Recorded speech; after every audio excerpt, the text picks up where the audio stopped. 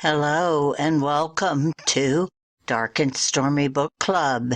It's what we're reading in March, and it's Strong Women.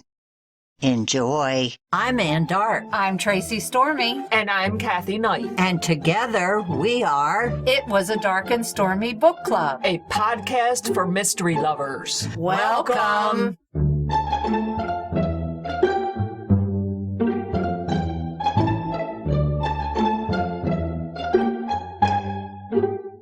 If you enjoy our show, please consider contributing to the Dark and Stormy Patreon. By becoming a patron, you will help us create better and quality content. There are also benefits to becoming a patron, such as exclusive content and Dark and Stormy merchandise. Become a supporter at patreon.com/darkandstormybc. Check our website for the link. We appreciate any and all contributions. Thank you. Hello and welcome to episode 204 of Dark and Stormy Book Club. Today it's time for what we're reading. In honor of Women's History Month, we are going to feature books starring strong women. My first book is Her Perfect Family. It's by Teresa Driscoll. It came out November 21st from Thomas and Mercer. It's a gripping psychological thriller from the best-selling author of I Am Watching You, The Perfect Family, or The Perfect Lie. It's their daughter's graduation, and Rachel and Ed Hartley have expected it to be one of their family's happiest days. But when she stumbles and falls on the stage during the ceremony, a beautiful moment becomes one of horror. Gemma, their daughter, has been shot, and just like that, she's fighting for her life. The story features both the detective who is handling the case and the mother. P.I. Matthew Hill is a retired police officer, and he is one of the first on the scene. They rush this young girl to the hospital where they amputate one of her legs. She is in a coma. When she hit her head on the marble floor, she had brain concussion.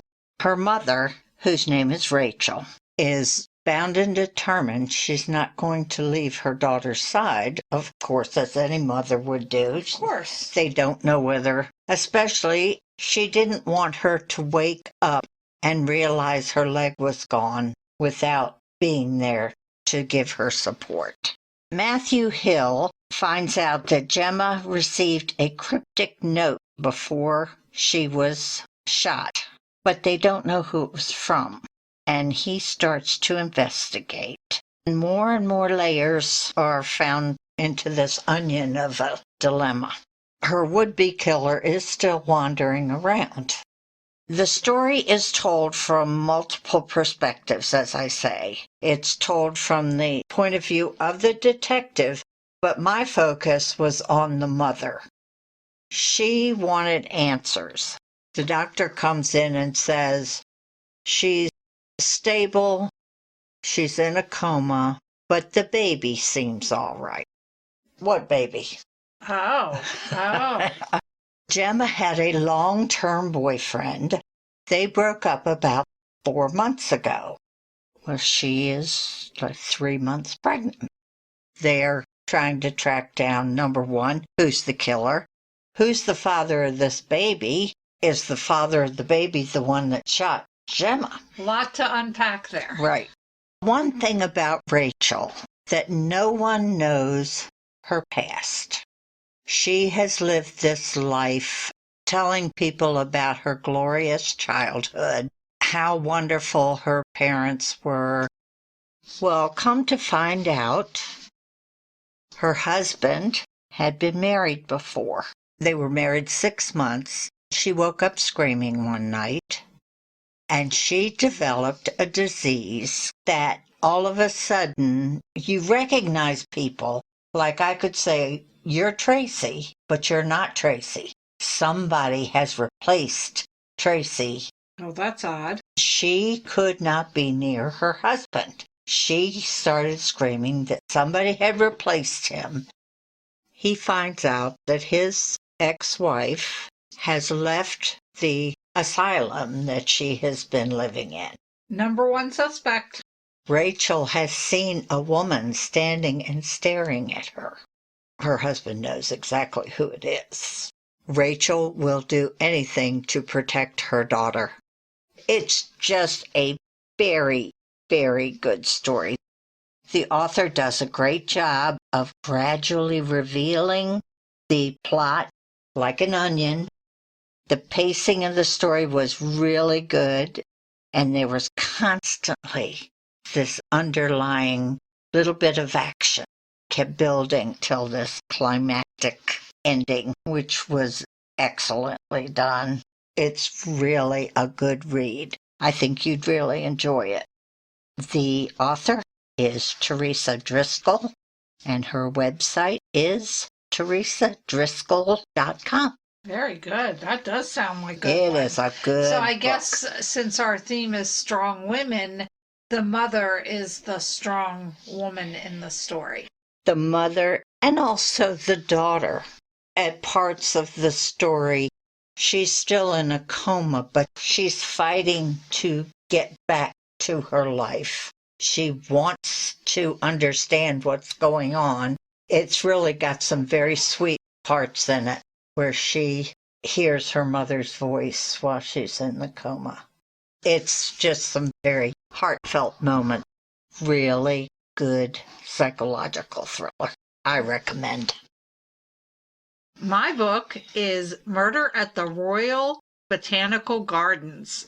It's by Andrea Penrose, and it came out in October 2021. It's part of a series, the Wexford and Sloane series. It's number 5, and we would like to thank Kensington for sending us an advanced copy.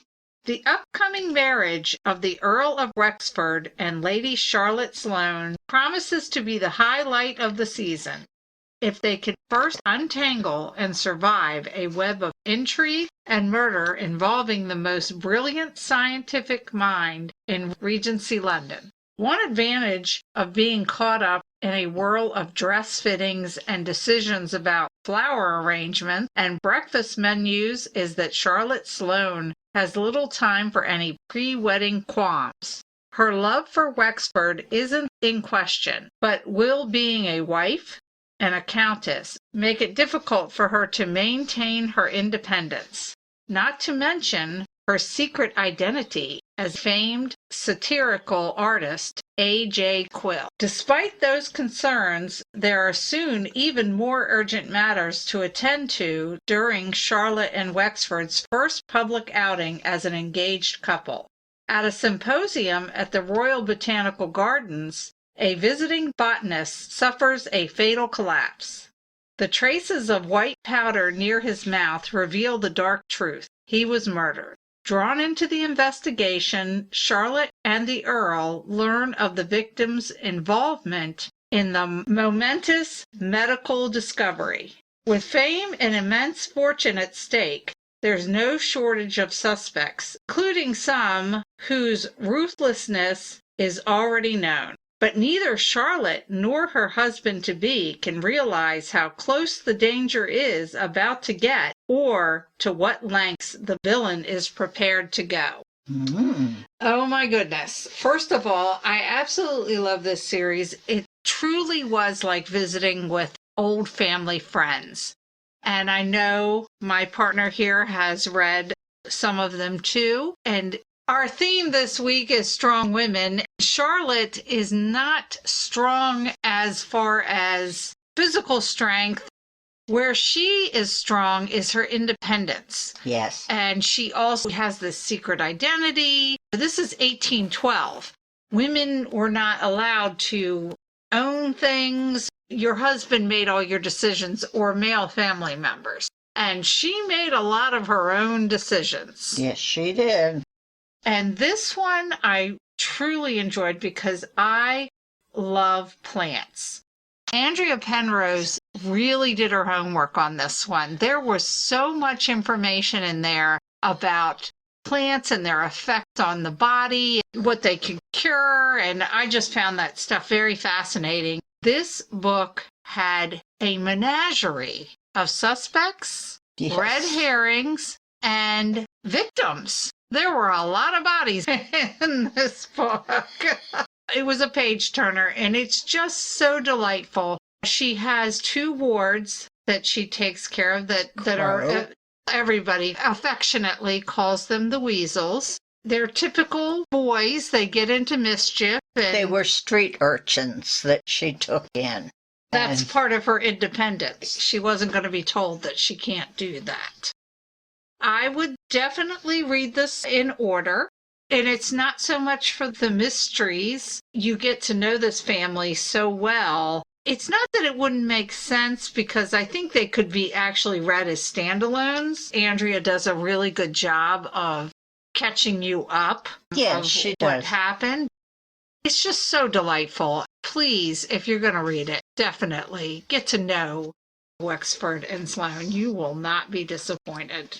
If you would like to learn more about Andrea and her books, you can go to AndreaPenrose.com. very good. Yes, I enjoy that series very much. And I know we have a lot of historical mystery fans that listen to our podcast. I highly recommend this series. And especially, I have this vision of Rexford as my ideal He-Man. This is going to be a 2-in-1. I started out reading the book, All Roads Lead to Whitechapel, but then I found out that it came out in 2019, the second book in this series, A Baker Street Inquiry. It's called No One Notices the Boys, and that came out in December. Oh, okay. It is by Felony and Mayhem Press. Doesn't that sound like sounds fun? yeah, I like that. It is by Michelle Birkby. She has written a story, of course you see Baker Street. Ooh, Sherlock Holmes. No. It's not Sherlock Holmes. It's Mrs. Hudson. Ah, she's throwing her hat into the detection Yes, ring. she Huh. is. Along with Mary Watson, who is married, of course, to Dr. Watson. In the first book, All Roads Lead to Whitechapel, and I'm just going to briefly touch on that to give you the context. Sherlock Holmes has a man come to the house for an inquiry. You know Sherlock Holmes. When he's distracted, he just brushes people off. Absolutely. He says, go away. He wouldn't even let the man tell him what his problem was. The man came down the steps and looking very upset. Mrs. Hudson said, would you like to come in and have a cup of tea? He came in and he starts to tell her his story of what happens in this first book. Mrs. Hudson and Mary Watson get together and they said, this poor man, he's being blackmailed. We need to help him. Uh-huh. Sherlock won't listen, so we'll do it. And of course, right after that, Sherlock came down and said, where did the man go? Mary said, don't worry, he's left. So they're not going to tell Sherlock Holmes. They're going to do it behind his back. They're going to do it on their own. The first book is a lot of fun. It's Mary and Mrs. Hudson going off into Whitechapel and looking for a blackmailer and murderer. It resolves very nicely. Now, this second book is called No One Notices the Boys. Mrs. Hudson is in her kitchen when she all of a sudden gets this terrible pain. She collapses. Well, she's taken to St. Bart's Hospital where Dr. Watson operates on her. She had a twisted bowel. Of course, back then you had to be in the hospital for a month. Yeah. Surgery. Yeah, now you weren't allowed to get up or anything. She was put in a, quote, private ward, which meant that there were only, I believe, 8 beds instead of, I guess, 20. and she was in with other women who were